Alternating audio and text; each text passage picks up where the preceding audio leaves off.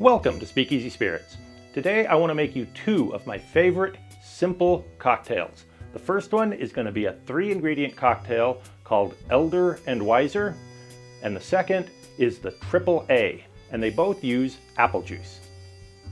The Elder and Wiser was created by Simon Difford, and the name comes from the use of an elderflower liqueur and Wiser Canadian whiskey, but in this case we're going to swap the Canadian whiskey for some Evan Williams Bottled in Bond bourbon, our elderflower liqueur, and of course some apple juice.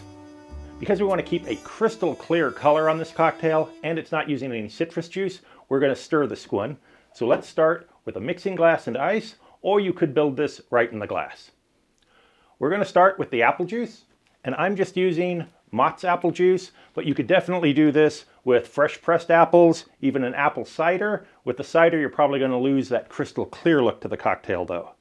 And we're going to do 3/4 of an ounce.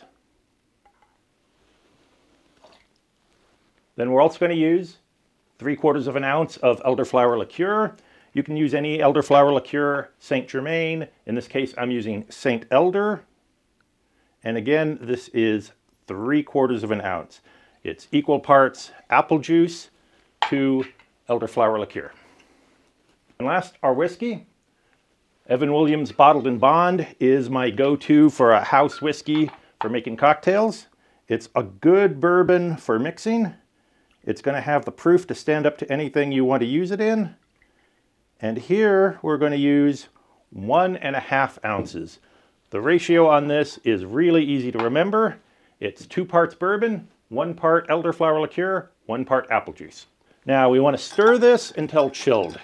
Usually that's going to be about 30 seconds. It really depends on your stirring technique, how fast you go, your ice, a lot of factors. With a thick-walled glass like this, once you feel it getting cold on the outside, you know that the drink on the inside is perfectly chilled. We're going to serve this in a rocks glass with 1 large cube of ice. In this case, I've kept this glass in the freezer, so the glass is pre-chilled, and we've got our cube ready. Now we're going to strain this over our large cube. And there you have that perfect crystal clear golden color.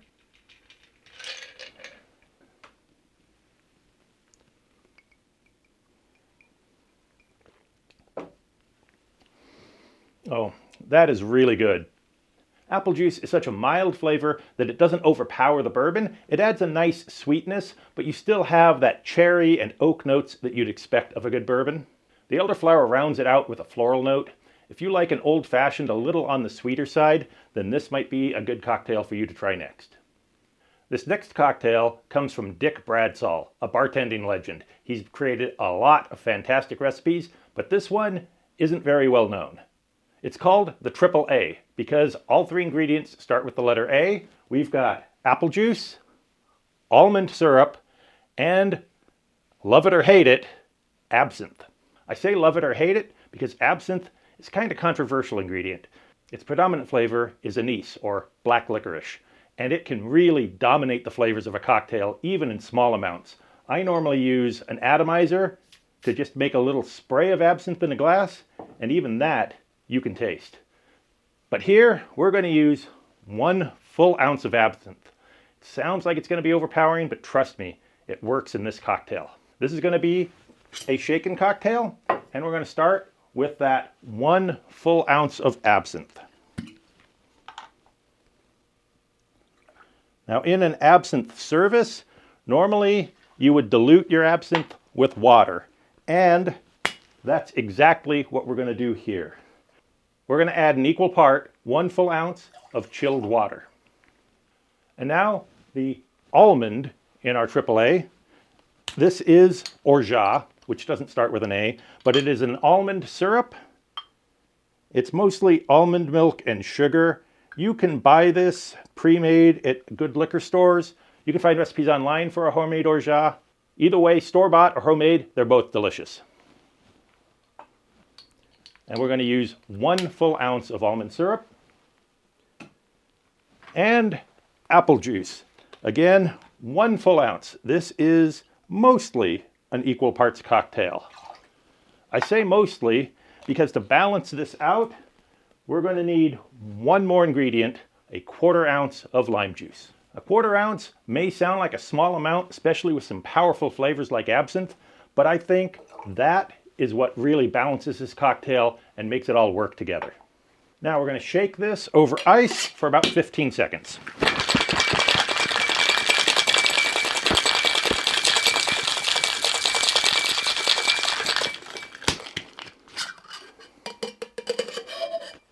This is going to be a smaller volume cocktail with no ice, so we want to use a smaller volume glass.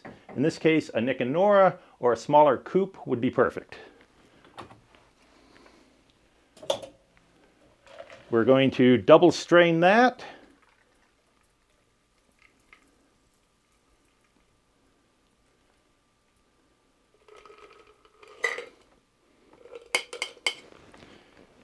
And there you have the AAA, absinthe, almond, apple, and lime, and water.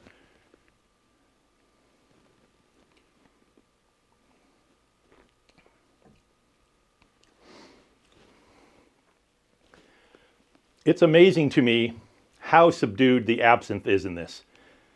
Every time I have this, I'm always amazed at how subdued the absinthe is. It's 25% of the volume of this cocktail, but really, it's adding some background notes, a nice herbal note, just a hint on the back end of that black licorice, but just barely. It's really a nice, sweet, smooth cocktail. If you've been wanting to try absinthe, but you're afraid of those bold, strong flavors, this might be a good way to get your first taste of absinthe and see what you're in for. The apple is adding a nice fruity note here. The almond, of course, is creating a nuttiness. And the lime juice, you can't really taste, but I think that little bit of acid is crucial to bringing all of these ingredients together and making them blend well. It's very balanced, very smooth. You would not know there's a full ounce of 65% ABV absinthe in that drink. There you have 2 of my favorite simple cocktails, the Elder and Wiser, and it's a little more complicated with more ingredients, but because it's mostly equal parts, this one's easy to remember, the AAA. I hope you'll give both these cocktails a try, and if you like the video, be sure to like and subscribe. We'll see you next time.